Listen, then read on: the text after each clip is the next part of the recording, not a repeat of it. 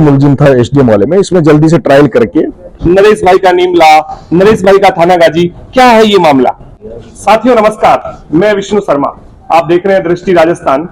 मेरे साथ जुड़ी है राजस्थान की वो शख्सियत, युवाओं की आवाज, नरेश मीणा। नरेश जी भाई साहब, सबसे पहले तो आपका हार्दिक स्वागत और अभिनंदन। धन्यवाद सर। नरेश जी, राजस्थान प्रदेश में मैं देख रहा था हमारी टीम जगह जगह जा रही है और हर गांव और हर ढाणी में जैसे ही हम एंट्री करते हैं तो हर ढाणी में एक बोर्ड लगा हुआ है, नरेश भाई का रतनपुरा, नरेश भाई का नीमला, नरेश भाई का थाना गाजी। क्या है ये मामला? देखिए, अभी मैंने विधानसभा का उपचुनाव लड़ा था देवली उनियारा, और वहां समरावता एक प्रकरण हुआ, वो सब आप सब लोग बिल्कुल मीडिया साथियों के पास सब वीडियोज में और क्लिक्स हुए हैं। उसके बाद कुछ बड़े लोगों ने राजनीतिक षड्यंत्र के तहत मुझे नकली धाराएं लगाकर, धारा लगाने से लेकर जेल में डालना, प्रताड़ना देना, और लंबे समय तक जब मेरे को जेल में रखा,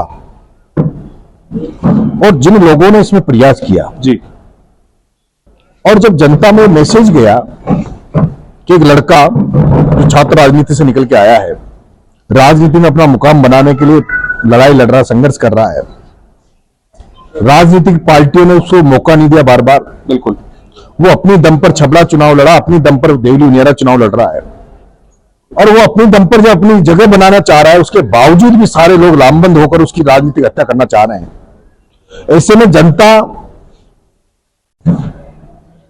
जो महसूस कर रही थी कि इस नरेश को हमारी जरूरत है, जिसके साथ कोई नहीं है, उसको भगवान रूपी जनता ने आशीर्वाद दिया, ताकत दी जी, और जनता खड़ी हुई कि इन बड़े लोगों को हम इस युवा नेता की राजनीतिक हत्या इनको नहीं करने देंगे।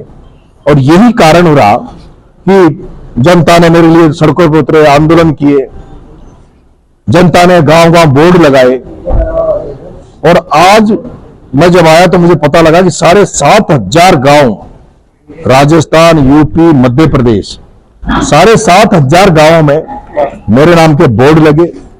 उन तमाम लोगों को जिन्होंने बोर्ड लगाए, जिन्होंने मेरे नाम पर आंदोलन किए, मेरी आवाज को मजबूत किया, मुझे जेल में रहते हुए शक्ति दी, उन सबको मैं धन्यवाद देना चाहता हूं, आभार व्यक्त करना चाहता हूं कि आज उन बोर्डों की वजह से, उन लोगों की वजह से ही मुझे शक्ति मिली, ताकत मिली, जिसकी वजह से मैं जेल से बाहर आ पाया। बहुत बढ़िया। नरेश जी, सबसे बड़ी बात यह है कि अभी अंता से विधायक कंवरपाल मीणा सस्पेंड हुए हैं, और ऐसा सुनने में आ रहा है राजस्थान प्रदेश में कि भारतीय जनता पार्टी आपको वहां से सिंबल देकर लड़ा रही है। क्या कहना चाहेंगे? मेरे पास तो ऐसी कोई खबर है नहीं, क्योंकि अगर भारतीय जनता पार्टी मेरे को टिकट देकर अगर चुनाव लड़ाती तो शायद सबसे पहले मेरे से कहते। बिल्कुल, अभी तक मेरे पास ऐसी कोई खबर नहीं है। अभी तक तो ये भी तय नहीं है कि छबड़ा वहां अंता में चुनाव होगा कि नहीं होगा। नहीं, लेकिन अगर अंता में चुनाव हुआ तो नरेश मीणा की भागीदारी पूरी अंता में रहेगी। किस रूप में रहेगी ये तय करेगी जनता, मेरे शुभचिंतक, मुझे चाहने वाले लोग, सब लोगों को इकट्ठा करके और उनसे राय मशवरा करके वो जो निर्णय देंगे, वो जिस विकल्प के लिए बोलेंगे, वो विकल्प मैं धारण करूंगा।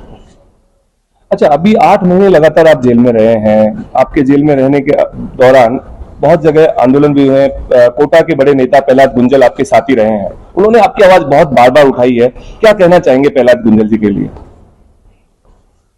प्रहलाद गुंजल जी ने, जब मैं विधानसभा का टिकट कांग्रेस से मांग रहा था देवली उनियारा, तभी उन्होंने मेरा खुलकर मैदान में आए, खुलकर मेरी मदद करी। टिकट नहीं मिल पाया, लेकिन जब ये घटनाक्रम हो गया और उन्हें लगा कि अत्याचार की पराकाष्ठा हो रही है, सरकार पूरी तरह से मुझे कुचलने में लगी हुई थी, मेरे खिलाफ डबल एजी लगाना, मुकदमा, जेल में किसी को मिलने नहीं देना, बहुत लंबी लिस्ट बनाकर मुलजिम बनाना। उनको लगा जबकि इसके साथ अत्याचार हो रहा, तो उन्होंने एक निर्भीक नेता के रूप में उभरकर, दलगत राजनीति से ऊपर उठकर नरेश मीणा की मदद की। इसके लिए मैं उनको बहुत बहुत आभारी भी हूं, बहुत बहुत धन्यवाद भी देता हूं। नहीं, लास्ट में हम देख रहे थे कि जब आपकी लास्ट में जमानत अर्जी लग रही थी तो उसमें सरकार की तरफ से वकील ही खड़ा नहीं हुआ, और मतलब इसमें सरकार के लिए क्या कहना चाहेंगे? भजनलाल सरकार के लिए आप क्या कहना चाहेंगे? देखिए, शुरू में तो मुझे सब लोगों ने जितना मेरा नुकसान कर सकते थे मेरा नुकसान किया, उसमें सरकार थी तो सरकार, इसका मतलब भजनलाल जी भी थे।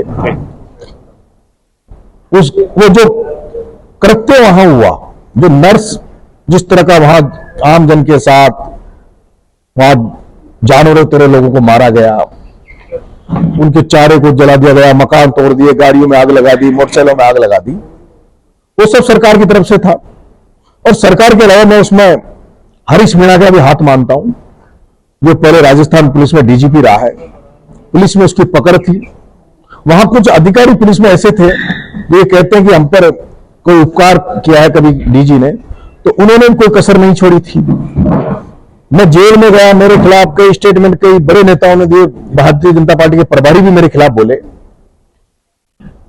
लेकिन उसके बाद 50 दिन में मेरे साथ 60 लोग गिरफ्तार हुए, उनकी जमानत हो गई थी, मेरी जमानत नहीं हो रही थी, मेरे पुराने मुकदमों को खोला जा रहा था, और एक स्क्रिप्ट लिख दी गई थी जिन नेताओं के खिलाफ मैं बोलता हूं, वंशवाद परिवारवाद करने वालों के खिलाफ, जो राजनीति को व्यापारीकरण का धंधा करना है उनके खिलाफ, वो सारे लोग एकजुट होकर उन्होंने एक स्क्रिप्ट लिख दी थी कि नरेश मीणा को एक मुकदमे में, जिसमें मैं सिंगल मुलजिम था एसडीएम वाले में, इसमें जल्दी से ट्रायल करके इसको सजा दे दो, 5-10 साल इसको जेल में रखो, और उसके बाद इसको राजनीति से हमेशा के लिए इसको रोक दो।